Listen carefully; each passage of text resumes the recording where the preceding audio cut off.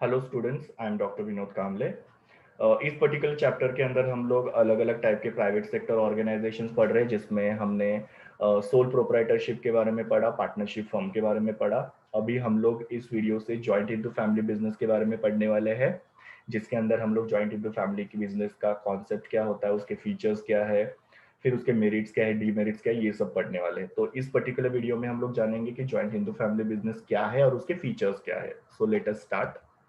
सबसे पहले joint Hindu family क्या होती है, तो हिंदू लॉ के हिसाब से जॉइंट हिंदू फैमिली जो होती है उसके अंदर सारे लोग जो होते हैं वो लीनियंटली डिसेंडेड होते हैं फ्रॉम अ कॉमन एंसेस्ट्रल। मतलब लीनियंटली डिसेंडेड का मतलब क्या होता है, यहाँ पे पीढ़ियां होती है, जैसे कि ग्रैंडफादर हो गया, फिर फादर होते हैं, फिर सन होते हैं। तो ऐसे यहाँ पे क्या होती है, अलग अलग पीढ़ियां होती है जो लीनियंटली डिसेंडेड होते हैं, जो एक उतरते क्रम में होती है उस तरीके से। और ये सब लोग जो होते हैं वो कॉमन एंसेस्ट्रल से होते हैं, मतलब उनके जो पूर्वज होते हैं वो कॉमन होते हैं। तो हम लोग देखते हैं कि सरनेम जो होते हैं वो कॉमन होते हैं एक पर्टिकुलर फैमिली के। तो ये एक लीनियरली डिसेंडेड पीपल होते हैं जो एक कॉमन एंसेस्ट्रल से आते हैं। और इस फैमिली के अंदर इनके वाइफ भी इंक्लूड होते हैं और इनके अनमैरिड डॉटर्स भी इंक्लूड होते हैं। ओके, तो इसको हम लोग बोलते हैं joint Hindu family. Now joint Hindu family के अंदर जो हेड होता है फैमिली का, मेन होते मुखिया होते हैं, उनको कर्ता बोला जाता है। और दूसरे जो भी मेंबर्स है उनको को पार्टनर्स बोला जाता है। सो सपोज ये एक जॉइंट हिंदू फैमिली है जिसके अंदर ये दादाजी है जो मेन है, तो इनको हम लोग क्या बोलेंगे, कर्ता। बाकी के जो भी है, जैसे दादी हो गई, पापा हो गए, चाचा हो गए, या ये जो बच्चे हो गए, ओके, ये सबको हम लोग को पार्टनर्स बोलते हैं। सो ये जॉइंट हिंदू फैमिली हो गया। Now joint Hindu family business क्या होता है। सो जो बिजनेस एक फैमिली मेंबर चलाते हैं एज अ फैमिली बिजनेस, उसको हम लोग जॉइंट हिंदू फैमिली बिजनेस बोलते हैं। या फिर the business which is run by joint Hindu family is called a joint Hindu family business. Okay, अभी ये जो बिजनेस होता है ये हिंदू लॉ के ऑपरेशन से क्रिएट किया जाता है। यहाँ पे कोई भी कॉन्ट्रैक्ट नहीं बनता। जैसे पार्टनरशिप में हमने देखा था कि दो पार्टनर्स अपने बीच में कॉन्ट्रैक्ट या एग्रीमेंट बनाते हैं, यहाँ पे हिंदू लॉ फॉलो किया जाता है। हिंदू लॉ का मतलब क्या हो गया कि वो पर्सन वो फैमिली में बॉर्न हो गया, तो ऑटोमेटिकली वो क्या हो गया कि बिजनेस का को पार्टनर बन जाता है। यहाँ पे वो को पार्टनर बनने के लिए फैमिली मेंबर्स के बीच में कोई भी कॉन्ट्रैक्ट बनाने की जरूरत नहीं है। तो this particular business is created by the operation of Hindu law. वो पर्सन वो फैमिली में बॉर्न हुआ, इसके लिए वो क्या हो जाता है, वो ऑटोमेटिकली को पार्टनर बन जाता है बिजनेस के अंदर। ये जो बिजनेस है हिंदू सक्सेशन एक्ट 1956 को फॉलो किया जाता है। जैसे सब बिजनेस का एक एक्ट होता है, वैसे ये पर्टिकुलर बिजनेस का एक्ट है जिसको हिंदू सक्सेशन एक्ट बोला जाता है। और ये हिंदू सक्सेशन एक्ट जो होता है उसके अंदर सब कुछ लिखा रहता है कि ये बिजनेस को कैसे फॉर्म करना है, ये बिजनेस के जो भी मेंबर्स है उनका राइट्स और लायबिलिटीज क्या है, इसका फंक्शनिंग कैसा होगा, everything is written into this particular act.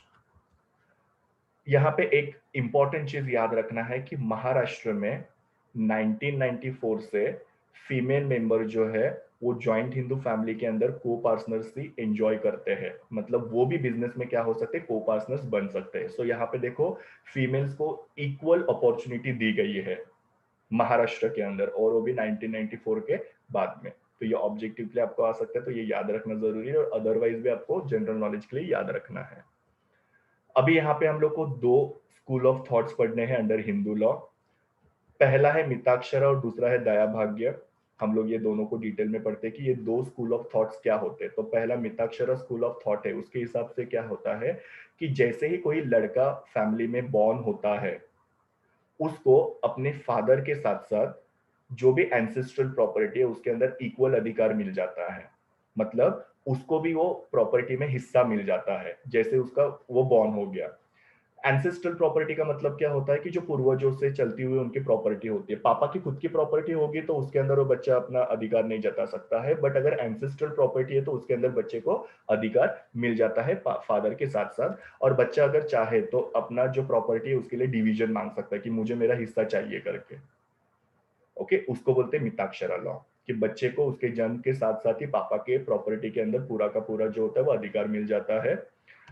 ये मिताक्षरा स्कूल ऑफ थॉट जो है वो पूरे इंडिया में फॉलो किया जाता है। सिर्फ आसाम, बंगाल और उड़ीसा के कुछ पार्ट्स में ये फॉलो नहीं किया जाता है। जो आप लोग यहाँ पे देख रहे हो, ये जो कलर दिख रहा है, यहाँ पे इसको फॉलो नहीं किया जाता। बाकी सब जगह पे मिताक्षरा लॉ को फॉलो किया जाता है। उसका अपोजिट है दया भाग्य। दया भाग्य में क्या होता है कि बच्चे को बॉर्न होते ही फैमिली के अंदर जो एंसेस्ट्रल प्रॉपर्टी होती है उसमें फादर के साथ कोई भी अधिकार नहीं मिलता है। जब तक फादर अलाइव है, जिंदा है, तब तक उसको फैमिली की प्रॉपर्टी के अंदर, एंसेस्ट्रल प्रॉपर्टी के अंदर कोई भी अधिकार नहीं मिलेगा। पापा के डेथ के बाद में उसको प्रॉपर्टी में अधिकार मिल सकता है। सो टोटली अपोजिट है मिताक्षरा और दया भाग्य में। दया भाग्य में ये जो पर्टिकुलर स्कूल ऑफ थॉट है वो फॉलो किया जाता है बंगाल, आसाम और उड़ीसा के कुछ पार्ट्स में, इधर ये फॉलो किया जाता है, बाकी कहीं पे ये फॉलो किया जाता नहीं, बिकॉज बाकी जगह पे मिताक्षरा को फॉलो किया जाता है। तो ये दो स्कूल ऑफ थॉट आपको याद रखने इनकेस अगर आप लोगों को ऑब्जेक्टिव के लिए आते हैं तो। अभी हम लोग फीचर स्टार्ट करते हैं joint in the family business का। पहला फीचर है एग्जिस्ट ओनली इन इंडिया। ये टाइप का बिजनेस जो है वो सिर्फ इंडिया में फॉलो किया जाता है, बिकॉज इंडिया में ज्यादातर हिंदूज होते हैं। तो इसके वजह से ये टाइप का बिजनेस जो इंडिया में ज्यादा पाया जाता है, और ये बिजनेस जो है हिंदू सक्सेशन एक्ट 1956 के हिसाब से फंक्शनिंग करता है, जो मैंने आपको ऑलरेडी इंट्रोडक्शन के अंदर बता दिया। दूसरा है फॉर्मेशन। ये बिजनेस का फॉर्मेशन करना काफी इजी होता है, मतलब बहुत ज्यादा डिफिकल्ट नहीं होता है या कॉम्प्लेक्सिटी हम लोग को फेस नहीं करना पड़ता है यहाँ पे। जैसे मैंने बताया था कि ये बिजनेस जो होता है वो हिंदू लॉ के हिसाब से फॉर्म होता है। मतलब यहाँ पे कोई भी मेंबर जब बॉर्न होता है फैमिली के अंदर, तो वो बिजनेस का ऑटोमेटिकली क्या हो जाता है, को पार्टनर बन जाता है, उसको कोई भी एग्रीमेंट बनाने की जरूरत नहीं पड़ती है।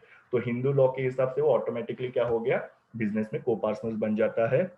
सीनियर मोस्ट पर्सन जो होता है उसको कर्ता बोला जाता है, और दूसरे जो मेंबर्स होते हैं उनको को पार्टनर्स बोला जाता है। और ये बिजनेस का रजिस्ट्रेशन भी जो होता है कंपलसरी होता नहीं है। तो एकदम सिंपल होता है ये बिजनेस सेटअप करना, जिसकी वजह से आपका टाइम, मनी और एनर्जी जो होता है बच जाता है। ओके, नेक्स्ट है मेंबरशिप। यहाँ पे मेंबरशिप पे कोई भी लिमिट नहीं है, कितने भी मेंबर हो सकते हैं, बिकॉज मेंबरशिप जो होती है वो डिपेंड होती है बर्थ और डेथ। ओके, हर एक फैमिली का बर्थ और डेथ जो होता है वो सेम नहीं हो सकता है। कुछ फैमिलीज होती है बहुत बड़ी हो सकती है, जहाँ पे 10, 15, 20 लोग या उससे भी ज्यादा लोग हो सकते हैं। कुछ फैमिली छोटी हो सकती है जहाँ पे 5 या 10 लोग होते हैं या उससे भी कम हो सकते हैं। So the membership is not fixed, it is it varies from family to family. तो यहाँ पे लिमिटेशन कुछ भी नहीं है, मेंबरशिप का कितना भी हो सकता है। और जैसे हमने देखा कि 1994 से महाराष्ट्र स्टेट के अंदर गर्ल्स भी जो है को पार्टनर्स बन सकती है जॉइंट इन द फैमिली के अंदर। ओके, तो ये मेंबरशिप के बारे में हो गया।